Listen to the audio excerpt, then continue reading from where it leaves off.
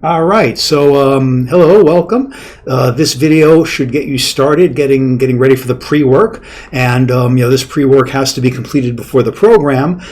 Even better if you complete the pre-work before your application, because this can be your coding sample, and if you do this really well, you'll be in great shape for the program. So to start with, well, this video is just to set up, and there will be more videos, but this is the pre-work page, and you should have this, and you should definitely bookmark this page. And notice that it's not quite ready yet. If you get to this page as I'm recording this, it'll tell you that it's not quite up to date, but this will look a little different when you see it. So the first thing is you got to set up your environment. We're using Git and GitHub, and we're using Replit. GitHub is to distribute work from me and to collect work from you, to all, not just to me, to the other instructors as well, of course. And Replit is going to be our programming environment. Now, if you've got a background already in Java programming, or you're a GitHub pro or whatever, yeah, you can do other things. Just contact me, no problem. But if you haven't used these things before, just stick to these tools. It'll be nice and easy. All right, now what I'm recording right now is a setup video, which you're watching, but this will be a link to it when we're ready. So the first thing you got to do is create a GitHub account. So we're here on GitHub, and you just have to create the account. It's a free account. I already created an account, so I'm going to sign in.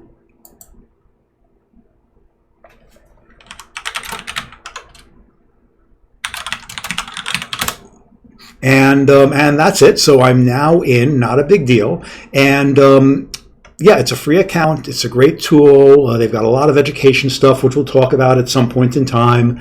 But that's that.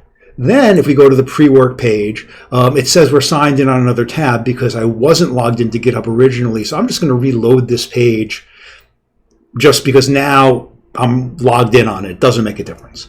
So then it'll say, follow this link to accept the pre-work. So I'm going to open this in another tab. And basically, it's going to say, for me, it's going to say re-accept because I made this video already, but the sound quality was really bad, so I'm remaking it. So now I'm going to re-accept, but you will just accept it. It'll just say accept. Now, it'll also give you this information about the Student Developer Pack, and since you're all teachers, I would definitely check it out. It's a lot of good free stuff and free support for both you as a teacher and also for students. So I'm going to re-accept. And so then it takes me here. This is what you'll really see when you first come to it. I will accept the assignment, and I've accepted. This might take a minute or so, but I'm going to just refresh the page, see if it's done. Yes, it is, and it gives me this link to my personal pre-work, and you'll notice that it says cohort 3 pre-work Zamanskim. That's my GitHub account that I'm using for this, and you'll notice here it'll say somewhere it'll say, yeah, well, later on it'll say here the applicant. It says applicants pre-work, but it won't be that. It'll be cohort 3 whatever pre-work. I'll clean up this page before then. But anyway, so we're going to click on this to go to this repo, and this is what it looks like. And also on my GitHub page, if I go to my GitHub page, if I reload this, you'll see that it'll appear. It may not be here. Yeah, here it is. Cohort 3 pre-work. So I can get to it through here as well, and I can also get to it if I go to the repos, if I click here and I go to repos. But anyway, we don't need to because we're here. And I would definitely bookmark this page as well. All right, and because this is the page where you're going to be putting all your stuff in. All right, so now the next step it says go to Replit and sign up using GitHub. So if I go here, I can sign up, and I could make an account up here, but don't do that. Just continue with GitHub. Click on this. On the other hand, if you've already created an account, click on Login, but instead of doing this, click on Continue with GitHub, since you probably, it'll be associated with your email address. It'll all link up, but it's important to click on the Continue or Login with GitHub. So we'll do that. And now we're in Replit, and Replit is our environment where we can create these things called REPLs. And a REPL is a little mini computer set up for programming in some language. So what we're going to next do, and this is also listed here.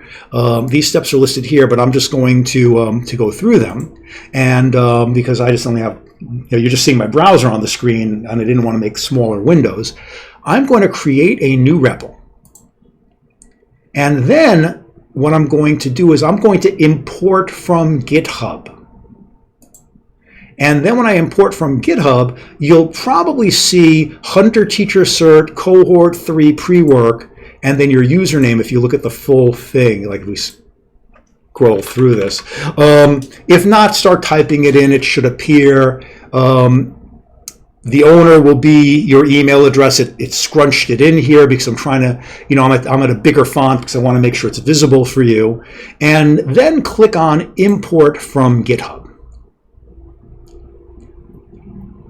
This will take a minute. Now it might ask you, select your language. You can ignore this. You can just reload the page, which I think I'll do now. And that'll go away. Don't worry about that. All right, so this is Replit, and we'll talk about the pieces in the next video a little bit more. But what I want to point out is this is connected now to your GitHub repo. And so here's your GitHub repo, and here's Replit connected to it. So you'll see README in here. Now you'll see that there's a difference. Notice that there's a .github, but there's no .replit. And that's because Replit created that. Now, what you're going to want to always do every time you sit down to work and you log into Replit is you want to make sure that Replit and GitHub are connected together. Well, they are connected, but they're synchronized. And the way we do that is we click here on the version control button. And I'm going to make this a little bit bigger. And Replit will say, has there been any changes? So it'll be like, is there a change in GitHub that I have to bring to here, or is there a change here that I have to send to Replit, to GitHub? And it'll say here, oh, look, there is a change. There is a new file or folder, this .replit thing. So I'm just going to put a little note here, Replit added a .replit file. And then I will click on commit and push. And you're just going to basically, for whatever changes have happened or it says, you will type in a little message and you'll click on that button. And now it'll say, now it just says your changes will appear here, but there are no changes, we're up to date.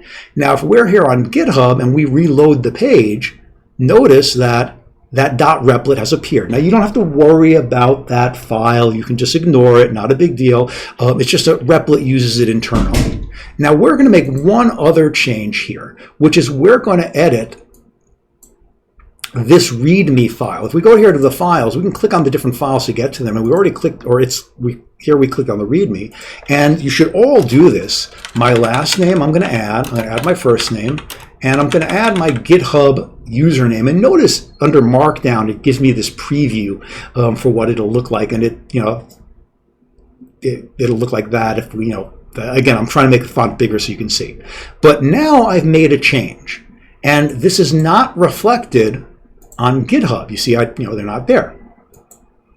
So if I click on version control, you'll see that, oh, this does not say changes will be here. It actually says, what did you change, commit and push? And it says there's been a change to README, and I will say added name info to README.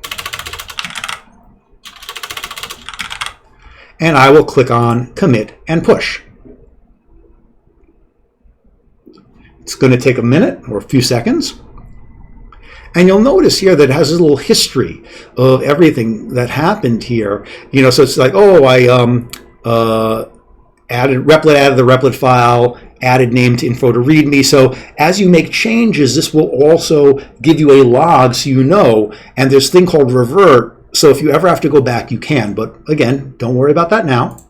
So here, we're just on Replit. But if we go to GitHub and we reload the page, notice now it's all been changed. So that's how you use, now if we look here at That's the setup, and here it talks about the workflow. Whenever you sit down at Replit, you click version control, make sure it's all synced, and whenever you make a change, you then click on it and sync it up. So here are a bunch of Java resources, and here are some assignments, and I'm going to make another video for the Hello World for the first assignment. That'll be a complete walkthrough, but then there'll just be small videos for the other ones, just kind of highlighting, just to give you a little working code. But the important thing is that you want to really read the textbook that comes with this. And the textbook is this book here, Think Java. We'll talk about that in the next video. And these are other resources, and I've sent you all other resources as well. And you should definitely be using the Slack,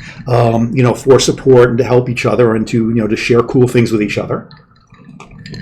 But the last thing I want to say for this video is, there's a lot of stuff in here, and you want to start early and you want to work consistently, because this is really you're going to develop a lot of CS skills.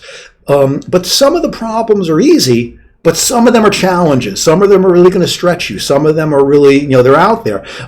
And you want to really, the more you do, the better. And we do expect you to be comfortable with all of the key concepts. But as teachers, sometimes you give challenge projects that not everyone can do, or you can't do within the time period, etc. And there are some here to stretch you like that. So if you miss one or two assignments that you just can't get, go to the Slack.